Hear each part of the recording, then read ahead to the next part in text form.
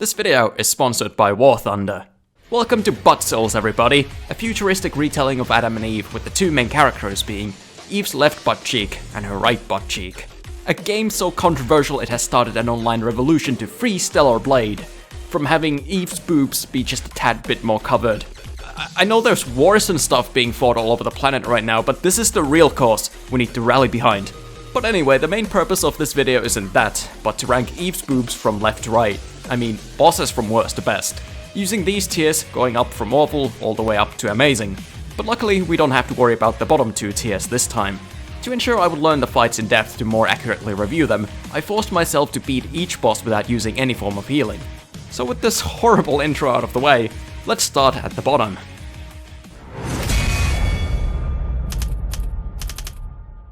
According to the game's databank, this is an elite Naytiba. Now let me get this straight. You mean to tell me that this glorified regular enemy is in the same tier of bosses as the Moonlight Blade wielding squid, Belial with his awesome chainswords, Juggernaut who's probably got the biggest cock in his pants, and even the boss that came right before Corruptor? Yeah, I'm not buying it, this is a scam. I feel like they put this guy in here just so the gap between the two real bosses of this area isn't as long. As an enemy, it's okay. It has attacks. None of them are very interesting, but none of them are annoying. It's a slight upgrade on the normal horse monsters, but hardly an evolution, as Lily would say. This is more than just an upgrade. It's an evolution! She's quirky.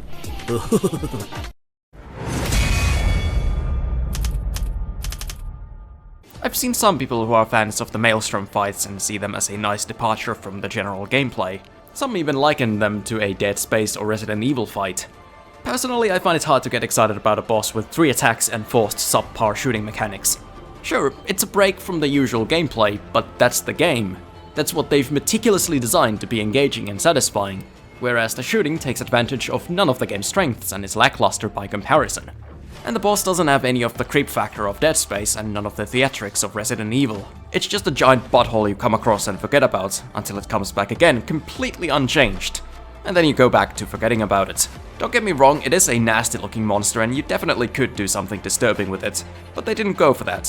When you see it, it's just there. The presentation is flat, there's no tension or atmosphere, especially when you see it the second time and it's just the same thing. But I can't say there's anything awful about the fight. I don't want to kill myself while doing it. It's easy and painless to do, so it's inoffensive and at least some people will appreciate the contrast to the usual gameplay, so it does at least warrant a spot as an elite Naytiba. I'll give it that.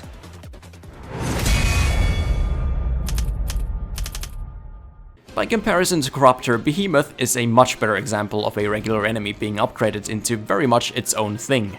Those non-boss behemoths are such a non-threat that even if they share some moves, I wouldn't have noticed it because they're dead in 10 seconds.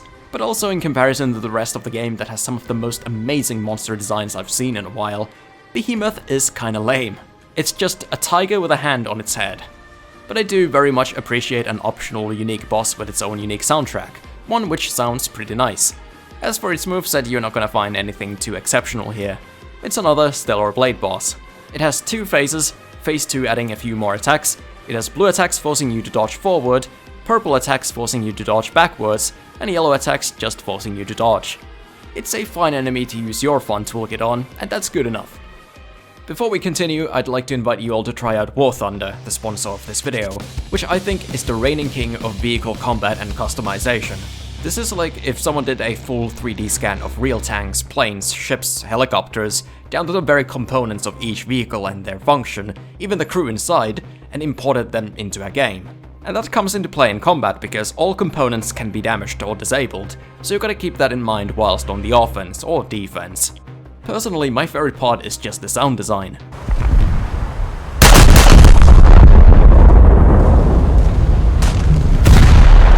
It really goes to show how much sound can elevate the feeling of gameplay and give it extra authenticity. The game is also free to play, heavily optimized, and you won't feel lonely in the mix of a player base of 70 million people. And not only is it free, but you also get a bonus pack for using my link in the description or pinned comment to sign up, on PC, Xbox or PlayStation. Even if you're a returning player, if you haven't played for 6 months, you can claim it too. Pack includes premium vehicles, massive XP boost, 100,000 silver coins, and 7 days of premium account. Limited time only offer, so you're gonna want to be quick. And most importantly, have fun! Thanks again War Thunder for sponsoring this video, and let's get back to Stellar Blade.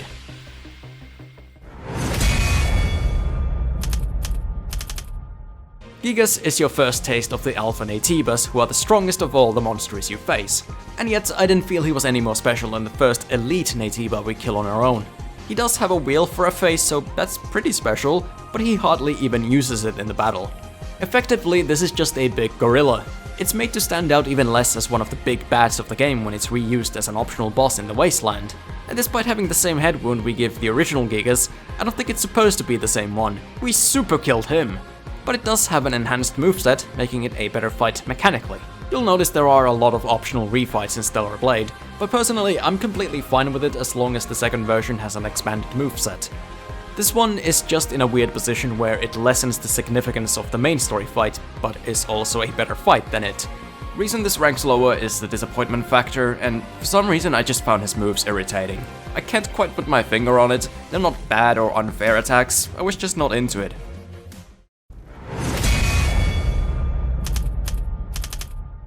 Brute suffers a bit from its execution for me.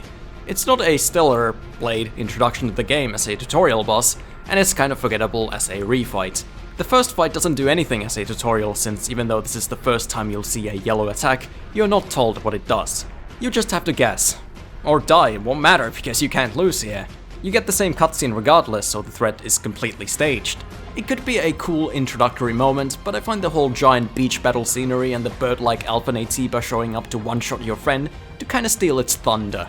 I think they should have saved him to be a Wasteland exclusive fight where he fits with all the other boar-like enemies.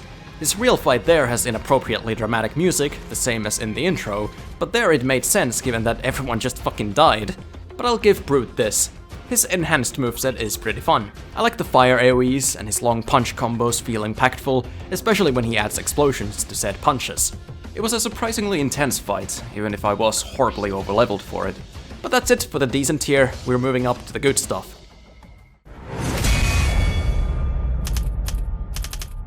Gonna be honest, the entirety of this tier of bosses could be placed in any order and I wouldn't argue. I placed Stalker at the bottom, but I could see it being at the top as well. These fights don't massively stand apart from one another mechanically, so it's all a question of which flavor you like more. If you enjoy a standard but fast-paced monster fight, I'm sure Stalker will satisfy you. It's well animated, has good mobility and a good mix of delayed and fast attacks, and an upgraded version in the desert. This is more than just an upgrade. It's an evolution! It's an evolution! The reason I ended up placing Stalker at the bottom of the good tier contenders is that this flavor is outdone by others who I found more memorable. I do like the music and the saw head though.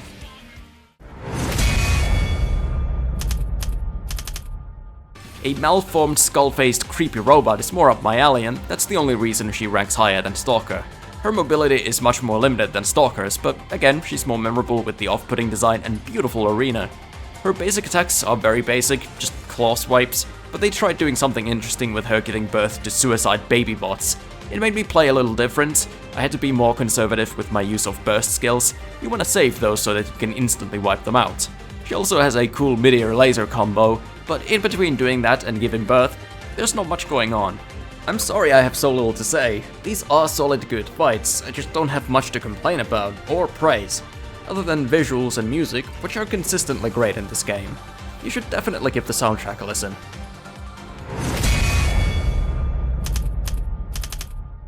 This game has such creative designs accompanied with such uncreative names. There's gotta be at least 200 other bosses in other games called Juggernaut. At first he looks like he's a big deal with how he's sitting around like a Giga Chat boss, but in the grand scheme of things he is just another elite Naytiba. But one of the reasons I found this one to stand out more is because from this guy onwards I began to incorporate jumping into my dodges. It might not award you with burst charges the way perfect dodging would, but the timing is far less a concern, plus you get style points. But once again, not the most complex toolkit for the boss. I get the complexity for fighting these bosses could be derived from just managing your burst and beta charges, and planning out your combos. It does make an ordinary fight more engaging for sure, I enjoy all these good tier fights.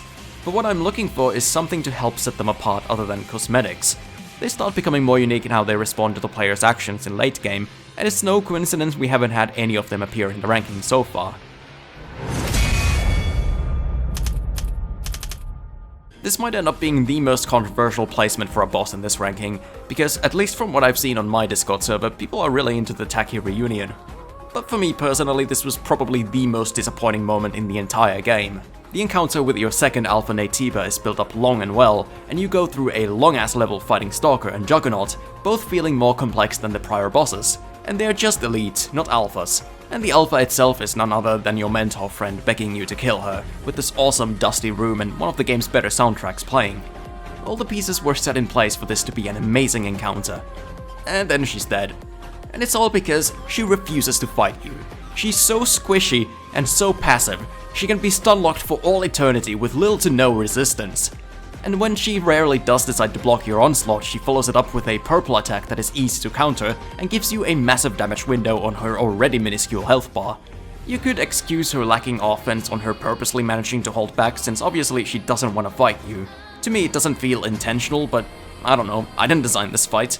But even still, I'd rather it was a well-made fight instead of just a sad target dummy, whom I don't really feel sad for because we knew her for about 5 seconds.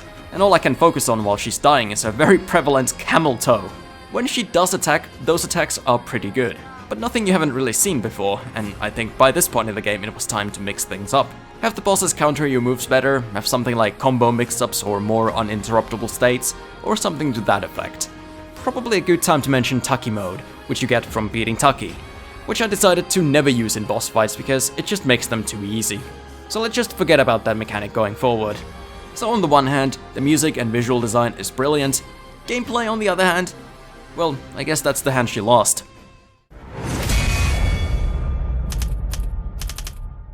I'm sure I've just made another controversial placement with Belial not being anywhere near the top, and I can understand. Design-wise, this is one of the coolest enemies in the game, the music is nice, and the way it fights is badass.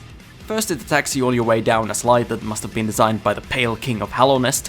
Then you cut off its arm and it later comes back with a regrown organic arm and blade, which it can combine with the chainsaw to create one big blood-spewing greatsword. All of these are reasons why I like it in spite of its major problem. And what is this major problem, you ask? The AI being a wonky piece of shit! This became a recurring theme, especially towards the end of the game, where bosses would suddenly just turn around and take a walk like they have a severe case of ADD. It especially fucks up this fight for me because if he decides to do his blue attack while wandering around, the prompt to counter it won't be there. And that's just bullshit. Hearing from other people, some never encountered this issue, others did, so I don't know how commonplace it is. For me, it hurt my enjoyment, but it's not like an amazing tier fight got reduced to a good tier just because of a bug. Because it is just another fun but standard boss. It outshines many others simply for its flavor, because he's really badass.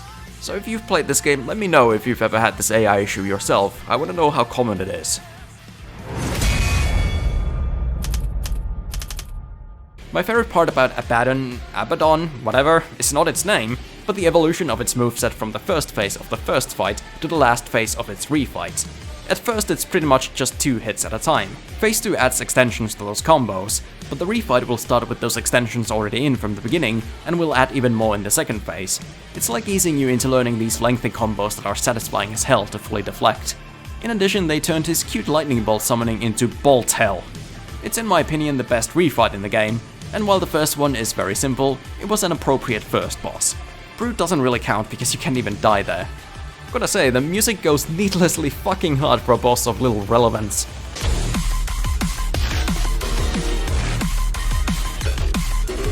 But that and the fun factor of the battle itself is what sold me to the game when I tried it out in the demo. For that reason, I'm placing it as the best of the good tier fights. But keep in mind, they still all are pretty much even for me. Swap this boss's placement with Tachy, Belial, or whoever, and I'll say sure.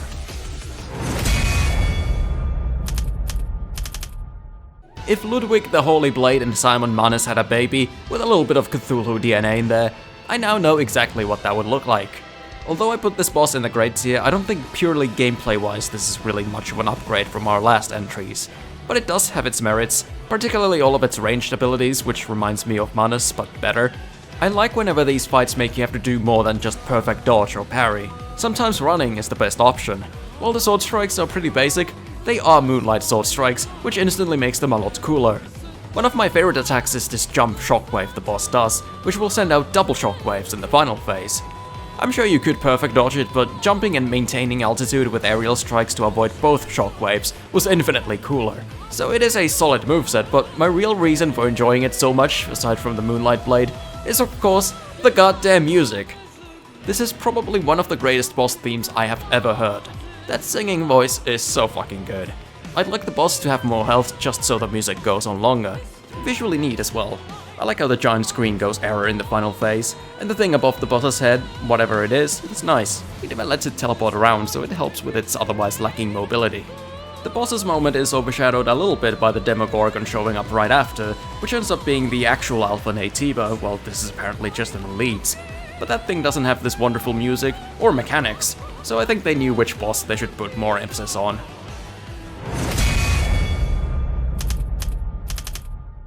Number 4 is one of the 2 final bosses you can get. If you decide to be a Nazi and follow Mother Sphere's orders to kill the Elder Naytiba, this is the boss you're up against. But plot twist, the Elder Naytiba is Adam, who is the most chill and reasonable guy ever, and gives you a completely fair deal. So why on earth would you ever choose to kill him? No matter how much blood has stained Mother Sphere's hands. Okay, Eve, you can stop the sentence right fucking there, that's all you need to say. To drive home the fact that you are a monster, Adam won't even fight you at first. You'll have to go out of your way to be the aggressor, which is why I can't do this fight with my heart in it. It just feels wrong. But let's say you do decide to fight him. You're given a thematically perfect final boss for this game. I call it Elden Beast if it was good, even if it does share the invisible wall problem. But design-wise, this is just perfect with its biblical angel influence. Presentation in general is great stuff, with the rain and thunder and music. Now some of the final fights, such as this one, have forced shooting mechanics, but I think blending it into the general gameplay is fine. It doesn't derail the fights. Though in Elder's case, him doing it twice does hurt the pacing of the fight a bit, because the attack itself is really not hard to deal with, it just slows it down. Have him do it once and we're good. As for how complex the boss is compared to earlier fights, on paper not much more evolved, but I find most of his attacks to be far more difficult to deal with.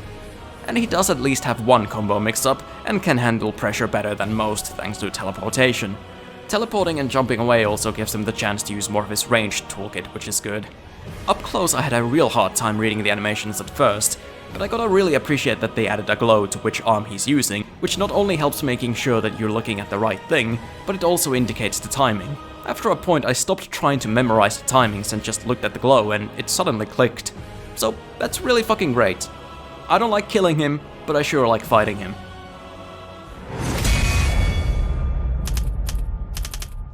The other final boss stirs the Armored Corsax fanboy in me, but it's also a fight I'm far more happy to do because at worst, Lily dies. Or debatably at best. It's less thematically impressive than the Elder, and the music does not compare in the slightest. This is one of the only L's when it comes to music in this game. It just doesn't really do it for me, but this boss makes up for it by having the most fun, awesome attacks in the game. Again, might be the AC6 Gooner in me that's saying this, but hey, it's my list anyway. Only one combo mix-up again, but, you know, it's better than none. I find laser sweep attacks cool, detonating rockets are badass, explosion punches are sick, and missile salvos mid-air followed up by more laser flyby moves is insanely cool. I wish there was more of a reason for the boss to use these attacks because many of them require it to be at a distance from you, but there's no reason for you to not close the distance as quickly as you can. I think that's what Elder does better. Pacing-wise, Providence isn't without flaw either, because the health bar is actually not very accurate. In reality, the boss has this much health. Once you've depleted that, you get a cutscene where Lily either escapes the exosuit or gets electrocuted, based on whether or not you did her quest earlier in the game. Then you get infinite Tachy mode, essentially. If you somehow run out of time, it just resets. Which you really want unless you're trying to run out of time, because you can just stun-lock the boss to death. So I wonder why they gave the boss a final phase specific combo when it's never gonna be able to use it anyway. Regardless, the real fight is what I love. While the boss doesn't teleport around or block your attacks, it does punish reckless aggression by quickly flying up in an unstaggerable state and smashing down with a giant shockwave. The forced shooting takes less of a toll on the pacing as it only happens once, is brief, and is fun. I feel if I was really concerned about being objective, I might not put this boss in the amazing tier. But I'm not immune to bias, and this boss just having attacks that feel cool and fun to dodge for me is enough reason to put it up here. I redid the fight multiple times and even did it no damage, and had a blast the entire time. The final act of the game is basically a boss rush, and I think having Raven be the penultimate boss was a great decision. It doesn't have the theatrics and grandness of a final boss, and instead it's a straight uninterrupted brawl. It's also a nice break to fight something other than a monster. Instead you're fighting someone who knows your tricks and can use them against you. She's your equal. She can parry you, do counterattacks, dodge your attacks, straight up cancel your beta attacks, and even use a stronger version of your judgment cut. We finally have a boss that truly challenges you to play differently. I had to stop relying on my favorite beta attack, the triplet, and do the ranged projectiles instead. That one she can't counter, but she can dodge it, so you gotta be careful about when you use it. I couldn't combo stun her to death, because at any point she could zap out of my reach, or do a near instant attack. She doesn't really have combo variations, but some randomness is added with her sometimes turning your parry into a QTE spam, or doing a blue attack twice in a row. But she doesn't need more randomness because she has a shitload of long, scary combos. Even her individual attacks are sudden and attention demanding. It's a heart-pounding fight, and even the sound design on her attacks and music are screaming danger. Music starts out as a clear techno track, then suddenly this super deep horn starts blasting and the music turns much more primal sounding, which is usually when she starts using attacks that produce this loud blink sound. And that combined with the music just makes me shit my pants. When the techno does return, it sounds all glitchy and fucked up. I know I keep praising the music at every turn, but I do that because it's warranted. Lots of games don't put this much emphasis on music, and I'm always delighted when they do. Aside from the music, if it wasn't clear, Raven is easily an amazing tier fight.